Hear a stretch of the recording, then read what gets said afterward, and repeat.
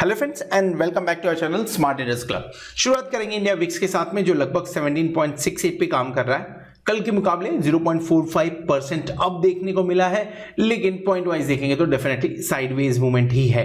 एक बड़ा सा डोजी बनते हुए नजर आ रहा है जो ये इंडिकेट कर रहा है कि दोनों तरफ के मूवमेंट एक बार देखने को मिले हुए थे इंडेक्स के अंदर में। सो निफ्टी 50 और बैंक निफ्टी शुरुआत दमदार, फिर थोड़ी सी profit booking and then closing दमदार।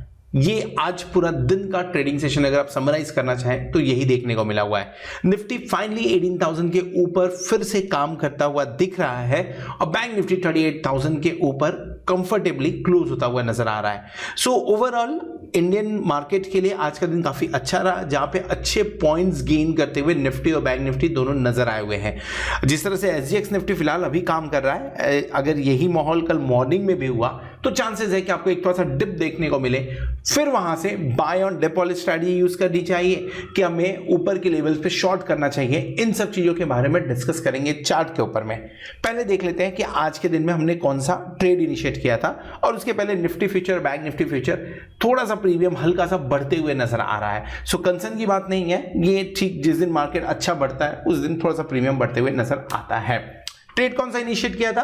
38,500 का कॉल ऑप्शन जो हमने फ्राइडे के दिन में इनिशिएट किया था। कुछ लोगों का स्टिल ओपन था, सो डेफिनेटली उसके लिए एक स्टॉप लॉस हमने रखा था कि 38,000 के नीचे जाते ही स्क्वायर ऑफ करना है। सो लगभग 230 के आसपास में इसे यहाँ पे हमने, जिन लोगों ने भी उस दिन 190 पे लॉस बुक नहीं किया रहेगा, 203 के आसपास में इसे हमने स्क्वायर ऑफ किया। स्टिल एक्सपेक्टिंग कि बैंक निफ्टी एक बार आपको 38,500 का लेवल दिखा सकता है इस वीक के अंदर में, इसलिए अगर अभी भी कोई ट्रेड में बना हुआ है तो प्रॉफिटेबल होने के चांसेस हैं। हाँ, जितना डिले होगा उतना ज्यादा आपका प्रीमियम डीके होगा, तो तकलीफ की बात है। लगभग 260 के आसपास लिया तो अगर 760 के आसपास जाएगा 38,760 तो ब्रेक इवन बनेगा एक्सपायरी डे के अंदर में। ओवरऑल 38,500 आज बैंक निफ्टी ने हाई बनाया भी था। सो यही ट्रेड हमने कैरी किया था, इसके लिए कोई न्यू फ्रेश ट्रेड इनिशिएट नहीं किया हुआ है। अगर आप हमारे प्लैटिनम मेंबर्स हैं तो डेफिनेटली आपको सारे ट्रेड्स आपके व्हाट्सएप पे मिले होंगे, और अगर नहीं मिल रहे हैं तो आप 8291802926 पे व्हाट्सएप कर सकते हैं, या www.smarttradersclub.com पे विजिट करके और इंफॉर्मेशन कलेक्ट कर सकते हैं। अभी तक जितने भी ट्रेड शेयर किए लगभग 73.40% का सक्सेस रेशियो वहां पे देखने को मिल रहा है। चलिए आगे बढ़ते हैं, चार्ट के ऊपर में निफ्टी और बैंक निफ्टी को समझने की कोशिश करेंगे और एक स्टॉक के बारे में भी बात करेंगे जो स्टॉक के अंदर में थोड़ा सा स्विंग ट्रेड के लिए काम किया जा सकता है। सो शुरू करते हैं चार्ट के ऊपर निफ्टी और बैंक निफ्टी के बारे में।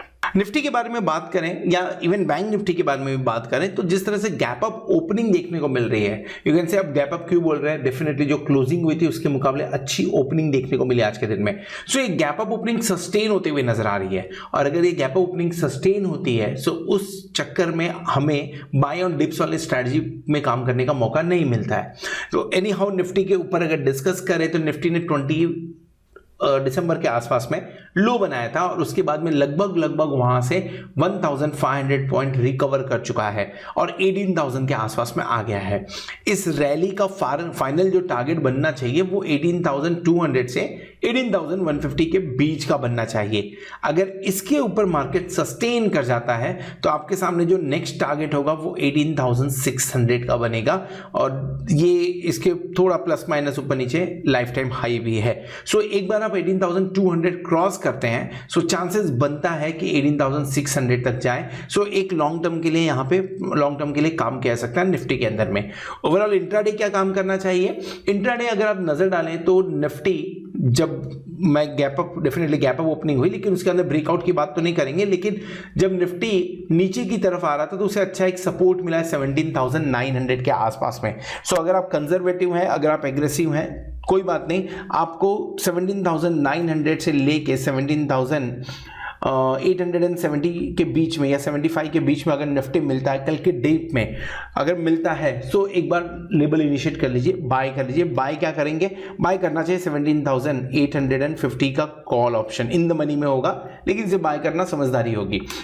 स्टॉप लॉस क्या लगाएंगे? स्टॉप लॉस लगाएंगे 17,790 के आसपास का। लगभग आपको 100 पॉइंट का स्टॉप लॉस, 110 पॉइंट का स्टॉप लॉस रखना है वहां से। एंड अगर रैली रिज्यूम होती है तो पहला टारगेट जो आपका ऊपर की तरफ बनेगा फिर से 18,000 देखने को मिल सकता है। 18,100 की आप बात कर सकते हैं, 18,150 के आसपास में थोड़ा सा रेजिस्टेंस फेस होगा, और 18,150 से 200 के बीच में एक बार मार्केट थोड़ी सी प्रॉफिट बुकिंग दिखा सकता है। अगर इस लेवल के आसपास सस्टेन करता है तो आपको ब्रेकआउट देखने को मिलेगा, लेकिन इस वीक में ऐसा जरूरी नहीं है। हो सकता है बजट के पहले आपको 18,600 का एक बार लेवल देखने को मिले, लेकिन इस वीक में अगर आप काम कर रहे हैं तो इस वीक के अंदर में आप 18,150 200 का टारगेट लेके काम कर सकते हैं निफ्टी के अंदर में। बैंक निफ्टी के बारे में अगर बात करें तो बैंक निफ्टी ने भी गैप अप ओपनिंग दिया, बढ़िया गैप अप ओपनिंग कल की स्पिनिंग टॉप में। एंड पॉजिटिव क्या है यहाँ पे कि स्पिनिंग टॉप का जो टॉप था उसे ऊपर की तरफ ब्रेक करके क्लोजिंग देते हुए भी नजर आ रहा है। 38,400 का हाई दिन के दौरान एंड लगभग 37,939.29 के आसपास का लो बनाते हुए नजर आया है। एक 15 मिनट्स का चार्ट पे अगर नजर डालेंगे तो देखेंगे जो लो था 37,929 का, उसके बाद में 37,946 से फिर से जंप लिया है। टारगेट क्या होना चाहिए? अगर एक बार 38,400 500 के ऊपर सस्टेन कर जा सकता है, let's say 38,500 to be specific, अगर उसके ऊपर सस्टेन कर जाता है तो 39,100 200 के आसपास का एक बार टारगेट बनता हुआ नजर आ सकता है बैंक निफ्टी के अंदर में। सो उसके लिए काम किया जा सकता है, लेकिन अगर बाय करना है तो दो तरह के ट्रेड्स आपको बनेंगे। पहला ट्रेड आपके लिए जो बनेगा, अगर आप एग्रेसिव ट्रेडर हैं, सो 38,800 just give me a minute, let me right it properly. Okay, अगर आप एग्रेसिव ट्रेडर है तो 38,500 के आसपास में ही आपको एक बार जब मार्केट ऊपर की तरफ लेट्स से 38,500 के ऊपर ब्रेकआउट देता है और वहां पे अगर मार्केट सस्टेन करता है, करंट मार्केट प्राइस अराउंड 38,357 38,347, मैं बोल रहा हूं अगर 38,500 के ऊपर सस्टेन करता है तो 38,500 का कॉल ऑप्शन, या तो आप कम प्रीमियम कम रिस्क लेना चाहते हैं तो 39,000 का कॉल ऑप्शन लेके एक बार आप काम कर सकते हैं। स्टॉप लॉस क्या लगाएंगे? जब मार्केट 38,500 के आसपास में है उस टाइम आपका जो स्टॉप लॉस बनेगा वो 38,300 के आसपास बनेगा, और ऊपर की तरफ जो आपका टारगेट बनेगा टारगेट विल बी 39,200। ये एग्रेसिव ट्रेड्स के लिए है। ये ब्रेकआउट ट्रेड अगर पॉसिबल हुआ, ब्रेकआउट मिला तो ये आपको बन सकता है, लेकिन अगर आप कंजर्वेटिव हैं तो लेवल्स का वेट करना समझदारी होगी, जो कि कल के दिन में शायद एक बार अपॉर्चुनिटी मिलेगी आपको। ये 37,900 का कॉल ऑप्शन बाय करना चाहिए, 37,650 के आसपास का स्टॉप लॉस लगाना चाहिए, और ऊपर की तरफ आपका टारगेट होना चाहिए 38,200 का, 38,300, एंड अगर सस्टेन किया तो 38,500। शॉर्ट करना है क्या? जिस तरह का मूड और माहौल लग रहा है फिलहाल शॉर्ट करना सही नहीं है। अगर काफी ऊपर मिल जाए, लेट्स से गैप अप काफी ऊपर का हो जाए 38,700 800 और वहां से काफी स्पीड में नीचे गिरता हुआ नजर आए तो एक बार शॉर्ट कर सकते हो उन लेवल्स के आसपास में, नहीं तो सही शॉर्ट करने का जो लेवल है आपके लिए वो 39,200 के आसपास ही बनता है। सो वेट करते हैं, अभी शॉर्ट नहीं करना है, इन लेवल्स के आसपास में बैंक निफ्टी में बाय इनिशिएट किया जा सकता है। So this is about Nifty and bank Nifty.